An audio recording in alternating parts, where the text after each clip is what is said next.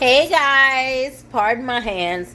So first, my kitchen is a mess because I'm in the middle of moving. But today, we're making what I like to call I'm sorry, my hand's in the way again. My famous meatballs and spaghetti.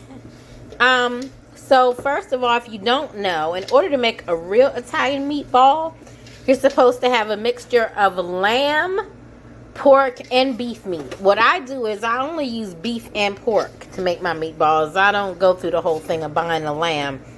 And I found it's easier to mix with my hands. My hands are clean. I always wash before cooking, although my fingernails are going to feel really gross at this point. So I just want to show you this, and then I'm going to come back in a few minutes and show you the meatballs I constructed.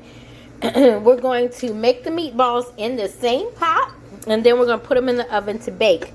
Baked meatballs, in my opinion, are the absolute best unless you're making vegetarian meatballs. If you're making quinoa and cheese meatballs, for those who are vegetarians, you do have to fry that.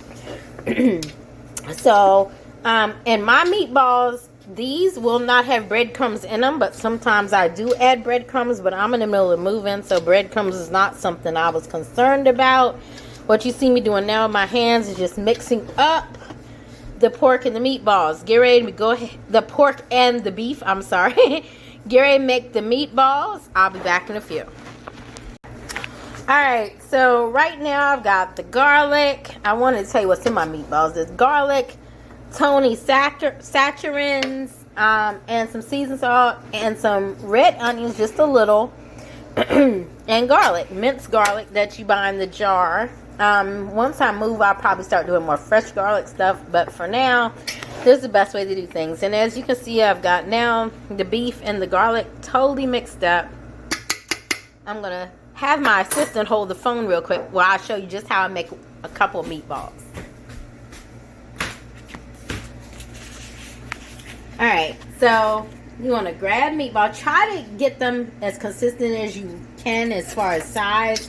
A spoon might be the best way to do that, but I'm pretty good as an Aries and an artiste at kind of like just doing it on my own. And if you'll see here, back up a little bit so you can see. Alright, if you see here, we got a pretty nicely formed meatball. See that? See that? It's a lovely meatball, right? So I'm just going to show you this one so you can see how it works. And when we come back in a little bit, I'll have them all done and in the pot, ready to bake for a little while. See you in a bit. Alright, so just to show you a few of these meatballs, pardon that they're on plastic. Again, I'm in the middle of moving, but still trying to keep it sanitary.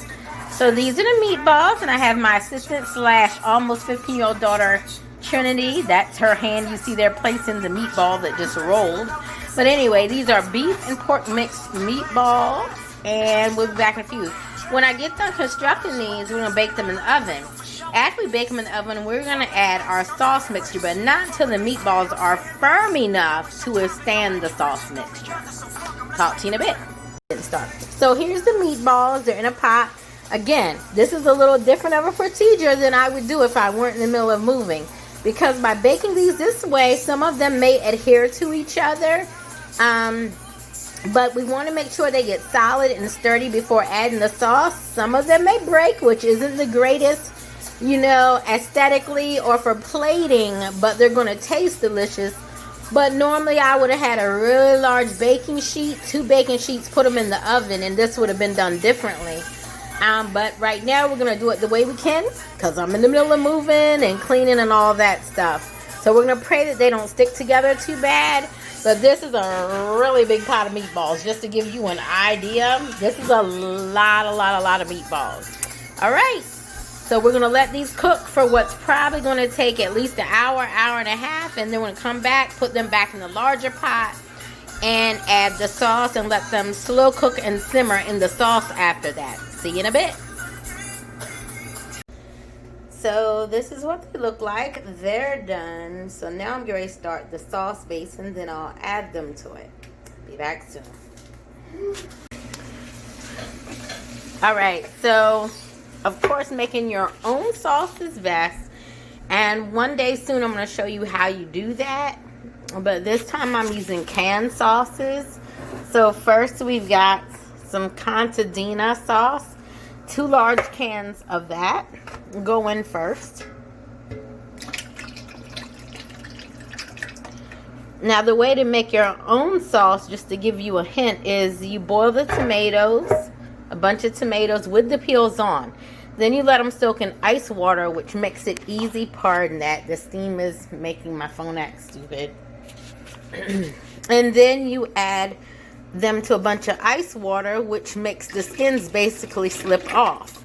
After you do that, you can use a food processor, or you can just mash them the old-fashioned way with the same masher that you use to mash potatoes. I'm sorry, I'm not showing you what else I'm doing. So outside of those 2 cans of contadina tomato sauce, we're adding 3 cans of Hunt's, well, actually 2 cans of Hunt's traditional pasta sauce. It may come that I need to add more. It just depends on how much of this sauce actually succeeds in covering the meatballs before they go back in the oven to simmer in the sauce. And lastly, what I'm about to do is we are about to add 3 cans of Hunt's tomato paste. I'll be back in a few to show you what it looks like once I've added the meatball and joined them all together by stirring them before they go back in the oven. Alright, so here you see the meatballs mixed in with the sauce. I'm about to put them back in the oven, let them slow simmer. That's how I do all my sauces, even when it's a regular meat sauce, just because I feel like it locks the flavor. And you know that flavor that you usually have to wait the second day on spaghetti to get? I found that if you bake your sauce and let it simmer in the oven, it seals all the flavors, the garlic, the pesto, whatever in, peppers, mushrooms, whatever you may have put in, although I kept this recipe basically simple. And it just makes the flavors be more like strongly throughout the sauce. So we're about to put this in just to show you the size. This is a big pot. Alright, and it's about halfway full. So this is a lot of meatballs and a lot of sauce. And so we're going to put this in the oven. We're going to let it simmer for about an hour and a half to 2 hours. And in about 30 minutes to an hour, I'm going to begin the pasta itself. This is going to be a delicious dinner, and I can't wait to show it to you guys plated when it's finished.